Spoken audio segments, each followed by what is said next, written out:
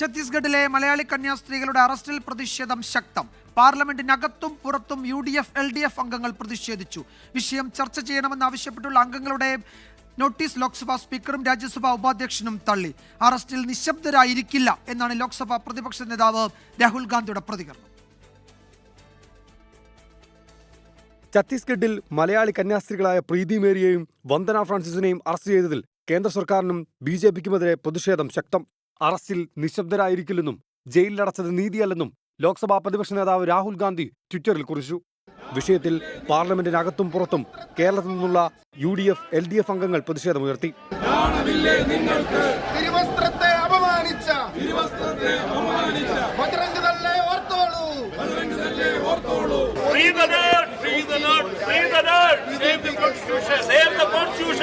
കേരളത്തില് ക്രിസ്മസിന് അരമനകളിലും അതുപോലെ തന്നെ ക്രൈസ്തവ ഭവനങ്ങളിലും കൊടുക്കാനുള്ള കേക്ക് മിക്സിംഗ് കേരളത്തിലെ BJP ആരംഭിച്ചിട്ടുണ്ടെങ്കിൽ അതൊന്ന് നിർത്തിവെച്ചിട്ട് തല ഉയർത്തി കാര്യങ്ങളൊന്ന് കാണാനും ഒന്ന് വാതുറക്കാനും തയ്യാറാവും. അടിയന്തര പ്രമേയത്തിന് നോട്ടീസ് നൽകിയിരുന്നു, അത് നിഷേധിക്കാനുണ്ടായത്.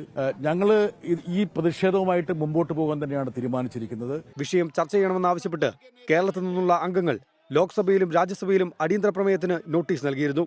അടിയന്തര പ്രമേയത്തിന് അനുമതി നൽകാത്തതിൽ ഇരുസഭകളിലും പ്രതിപക്ഷം പ്രതിഷേധിച്ചു. कोई भी मुद्दा बेल में उठाने से किसी मुद्दे पर चर्चा नहीं होगी. संसद के अंदर नियम प्रक्रिया है. नियम प्रक्रिया के तहत बिजनेस एडवाइजरी कमेटी के अंदर चर्चा होती है, उसके बाद मुद्दों पर चर्चा होती है. ഛത്തീസ്ഗഡിൽ BJPയാണ് ഭരിക്കുന്നതെന്നും പ്രതിപക്ഷം ചൂണ്ടിക്കാട്ടുന്നു. കന്യാസ്ത്രീകളുടെ അറസ്റ്റിൽ കേന്ദ്ര സർക്കാരും BJP ദേശീയ നേതൃത്വവും ഇതുവരെ പ്രതികരിച്ചിട്ടില്ല. 24 ഡൽഹി.